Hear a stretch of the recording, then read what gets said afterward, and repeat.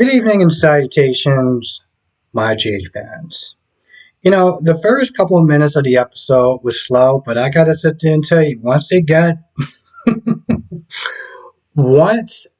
things start going, I gotta sit there and say that I thoroughly enjoyed this episode. Now, if you are living in the New York area, or I don't know, I know in the New York area, pretty much the first 30 minutes, it was a news interruption. So I had to sit there and find creative ways to sit there and watch this episode. Um, really, why I love that Days is on Peacock. That's all I'll sit there and say. Well, let's get into it though. So the trial starts with Drew, and Carly's there and Michael's there for emotional support because I don't know, Zeke is there, right? They start to get into the trial. Now remember, I think that Zeke said that even if both parties agree to whatever time that he serves, the judge can always sit there and override it if he thinks that the deal is too soft or lenient. And so the original deal was 6 months. When this judge, which by the name had the same name as me, which is really odd because you don't see too many Alberts in the world, looked at the deal, he was like, yeah, I'm not really feeling this. This seems a little bit too. This dude's sitting there playing fast and loose, and I ain't liking it. So he said he wanted to go for the maximum sentence, which was 20 years. Listen, let me tell you something. When he said 20 years, the look on Drew's face, Drew just kept shaking his head. I felt like part of him was shaking his head, like, oh God, what did I actually do? What did I actually do? So everyone, all three of them is kind of in an uproar, whatever. Zeke comes over there and Zeke explains the situation. Basically, Smith is saying, listen, this guy has practically a spotless record, And on top of that, the company didn't even actually make any money. It lost money. So, lost money, bad press. The dude is a family man. He did this company to sit there and for family and stuff. So, it's not like he's ever actually done this type of stuff before. So Zeke, he definitely earned his money that day. He earned his money that day. He saved him for 20 years. Problem was that although the judge was like, well, okay, I see. Maybe you do have a point. He didn't really make any money. He lost money, and the dude does actually have a spotless record. So okay, but still not feeling this deal. So tell you what, I give him 3 years. And even then, I was like, oh, 3 years. 3 years. Listen, even 6 months in jail, it's still hell. Even for maximum, even for a day spa like Spring Ridge or whatever. It's still a long time. Every day that you're away from your family and your friends and the things that you love doing, you're essentially living in hell. I mean, granted, there's a worse hell. There's levels to this hell thing, but it's still hell. And now you have this man going away for 3 years. So you saw in the previews, if you was able to watch it today, that Carly had to sit there and speak up, like, yo, this is crazy. Which again, I mean, listen, I know people have told me why Drew, the actor, isn't there leaving because he wants to do another Hallmark movie or a Lifetime movie or, one of those type of movies. Which, to be fair, I can't sit there and judge them because I haven't actually watched the new movie. But when I did, you sit there and hear about them and saw what I saw. They were pretty bad. So hopefully they've gotten better since then. But there's a reason why, he decided to sit there and take that deal. Because let's be honest, the writing is just really stupid. You want to go away so this way she could be with her kids, but you're going to be leaving your job. You're going to be leaving your child. Seems like it runs in the family. I mean, first you got Jason that would practically throw himself in the sword, abandon his kids, rarely see his kids because he's too busy sitting there cleaning up Carly and Sonny's messes. And then you have Drew that's doing the exact same thing. So you got that going on, right? You got Gladys, well, you got Cody and Spinelli trying to bluff Gladys into a confession. Let's be honest. I don't think this was ever really going to work. Especially when she said that, she left her phone at home and everything like that. I just felt like it would have been maybe a little bit too quick. Maybe a little bit too quick. I don't know. It's just a bunch of different reasons why I just didn't feel like it was going to work. And she even called the bluff, like, all right, well, if that's the case, then you would be over there and at the cops instead of with me. So they weren't really getting anywhere. And plus, you had Christina. Well, Sam finally told Christina that, yo, listen, I'm on a job right now. And she's like, oh, so what's the job like? What's going on? Who are the players? Who's this? Who is that? And I'm just like, Christina, you're too old to be acting like this. But if you were like maybe 15 or 14 or something like that, I can see with the 20 questions. But bro, you're a little bit too old to be acting like this. Sam is on the job. Say, okay, cool. I'll see you later. I'll catch you later. Not ask 20 something questions. But Sam decided to take her to the side so this way they could talk about Molly and all the stuff that's going on with her and TJ. So at some point, this thing dropped. Now I don't know if it dropped because I think maybe the pool boy or whatever, knocked it over when he was not there cleaning. But long story short, Miss Wu saw it. Miss Wu and her guards or whatever saw it. So at this point, she walks up to them. She's like, "So, I'm feeling a bit of tension going on. Maybe I can sit and resolve this whole thing. Oh, Spinelli, I don't really need your services, so you can just kind of." I don't know what wound up happening, but they must have somehow pushed him in a pool, which, to be honest, I feel like it's kind of childish. But he comes to Sam, he's drenched in water, and you got Christina like, somebody push you in a pool again. Okay, I guess this is some sort of inside joke. And long story short, um, Spinelli tells Sam what happened and how they were so close to a confession, which they really wasn't, even before Miss Wu got in there. Um, And so, now Sam is asking questions like, yo, what is Miss Wu involved in this whole thing? Like, what's going on with that? Miss Wu pretty much kind of gets rid of everyone else um, at the poolside so they can sit there and have their meeting. And she's like, you know what, listen, we need to sit there and settle this because I got money to make. He's really good at his job. I'm still squeezing this chick for information. So we're going to settle this whole thing right now. And she tells Gladys to sit there and drop the charges. At first, there's a bit of pushback, but she does sit there and comply. And she does sit there and tell Cody, yo, listen, I don't need people to sit there and know that you're working for me. Like, that's bad for business. And Cody's like, well, I didn't really sit there and tell anyone. And, Miss Wu is not trying to hear that, okay? Miss Wu is not about those games. She's like, yo, listen, keep your mouth shut, or I'll shut it for you. Point blank, period. Man, mobsters actually acting like mobsters. Then there's Sunny. But yeah, she started that real quick. And in all reality, I feel like this is probably the best case scenario. I don't know, maybe it's somewhere along the lines that the writers really didn't know how to write themselves out of the situation because they don't want Cody to go, right? And they want to have this romance with Cody and Sasha. I know no one on the internet wants it, but it's gonna wind up happening. Um, so they had to sit there and find a very fast way of doing this. And Gladys was not falling for Cody and Spinelli's plan. And I couldn't really sit there and think of another way how they were going to sit there and stop this. So they just had Miss Wu come in and be like, listen, we're just going to settle this whole thing. And I feel like this is probably the best scenario that can actually work in because Gladys goes to jail, then Miss Wu can't sit there and be squeezing Gladys out of information. And if Cody goes to jail, well, they just don't want Cody to go to jail for a number of different reasons.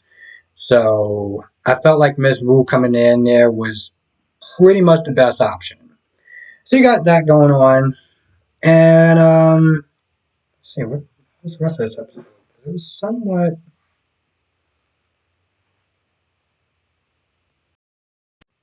I'm gonna be honest. I'm surprised that Alexis was as nice and as gracious to Tracy as she was, because there was at one point when they were sitting there talking, and Tracy said something. It was some sort of a snap comment or something like that, and I'm like, bro, let's be very clear. Um, she could have literally turned you in for what you try to do to her.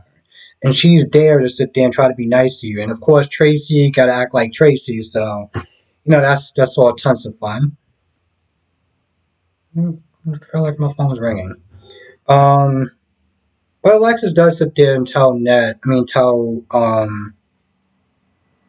talking about Eddie Main and everything like that. And she's like, she needs to sit there and try to find a doctor to go to extreme cases because she was sitting there saying something about how, Ned, maybe a subconscious part of his mind wants to sit there and be Eddie Mains this way. He does not sit there and deal with the mess of trying to fix ELQ, um, being accused of ratting out Carly and everything like that. So maybe like subconsciously, if you can pretend to be a different person, is not sit there and deal with all the headaches that he has going on.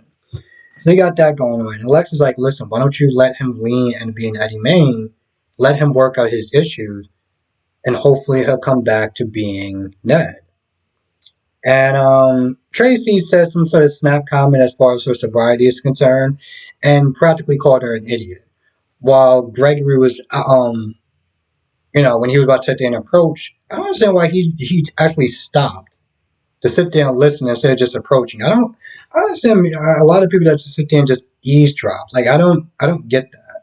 But he eavesdropped on the fact that Tracy was sitting there insulting Alexis, and if you saw the previews, he goes off on her. Now, even before then, he was sitting there talking to Finn about maybe apologizing. Because at first he was like, "Yo," actually, to tell you the truth, he was still pretty pissed off.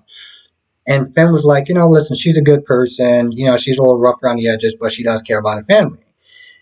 And Gregory was like, okay, well, what about the way that she was sitting there laying into Chase? And Finn was like, yeah, I get that, but again, she felt like, she was just sitting there looking out for Brooklyn. Like, I didn't like that, but she was looking out for Brooklyn. And I kind of sat there and I was like, while she was laying into him, I felt like at the very least he could have probably been a little bit more mad about that. Like, you having this chick sitting there literally and insulting your brother and insulting his integrity. And the only thing that you sit there and say is, well, she was just sitting there looking out for Brooklyn. What? Bro, how deep is your friendship with this chick? Because, I mean, friendship and no friendship, that's blood right there. I'm not just going to let that just ride. Okay. But he does sit there and convince Gregory into apology. Well, he does convince Gregory into looking at her in a different light. But then when Gregory wants to apologize, Finn is like, oh, I don't think that's really a good idea. And so Gregory was like, all right, then what do you want me to do? I mean, and at first he was like, well, what do you want me to do? And he's like, I don't know. I'm like, then, like, I don't, you want, what is that you want from him at this point? Because I'm very confused. But he does sit there and take it as a challenge for some odd reason. And, this is when um, he's about to approach Tracy. And at that point, we already know what's going to happen next. So we got that whole thing going on. We got Sasha and Lucy and Maxie, and pretty much they tell her that Cody has a thing for her. And at first, she doesn't believe it. But then she's also like, she's not ready because of Brando and, yada, yada, yada, yada, yada. Which, honestly, tell you the truth, again, Brando was pretty much a waste of a character. So I'm kind of just like, I get it from a storyline point of view. I get it from a grieving point of view. She can't move on because she's not ready and yada, yada, yada, yada, yada, yada, yada, yada, yada. I get that. I really do. It's just a simple fact that Brando is just a waste of space. So I feel like at that point, maybe Sasha should just probably be with somebody else at some point. I don't know. I get the emotional side of it, so it's like I'm not just saying that she's wrong, but on the other side, I'm just like, ugh, I really don't care about Brando at this point. But then she decides later on, after she talks to the doctor, who just happens to be there, um, that she worked out her, she's doing a lot better as far as grieving, and she's grieving in the right way. She's not ignoring her problems. She's kind of working through them, which is all pretty good. Then she does see Lucy and Maxie, and she's like, "Well, my, even if Cody does like me, my relationship to Gladys is much more important."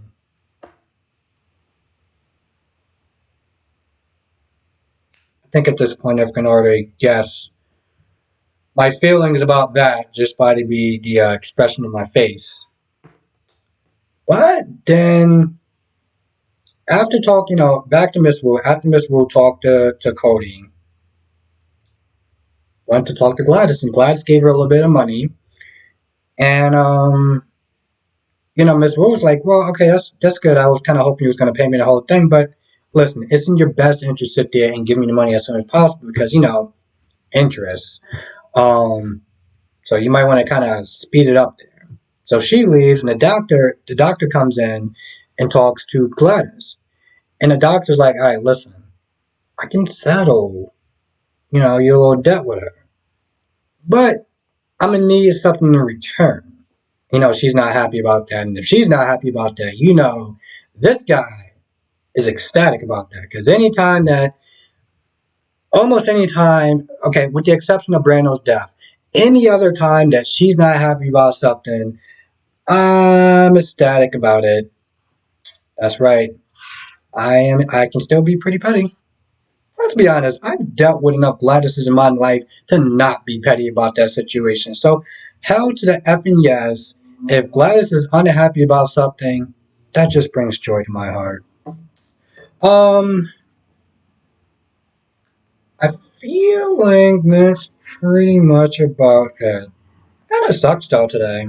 The news interruption happened, and so for the first 30 minutes, no one can see anything, and um, I was like, man, I hope I actually be able to watch the episode on the site that I can't say because reasons. Because sometimes on the site,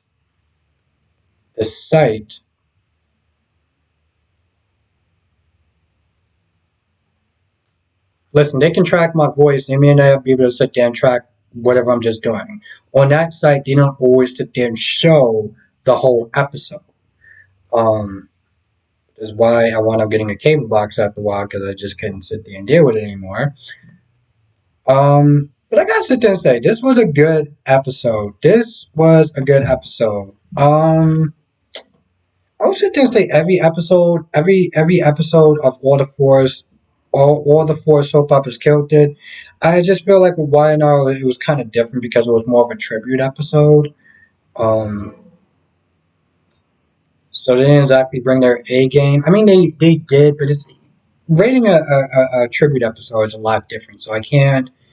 If you knew the character, then it would have been a little bit, then it's a little bit different. Like for me, when I watched the episode and seeing all those memories and stuff like that, it didn't do much for me because I didn't connect with the character because I didn't really know the character just years before I started watching the show. And I thought about that, right? And back then when I first started watching it, I watched I don't know if they actually did a funeral for Edward, but I know they did one for Lila. And Lila was a little bit different because I watched Lila. I didn't see her from beginning to end or whatever, but I watched it enough time to sit there and really feel something when they actually did an episode, a funeral, and like a tribute and stuff like that. I don't know if they did it. If they would have did, even if they would have did one now, even if they would have did one now, I would have felt something. I would have felt more of a connection.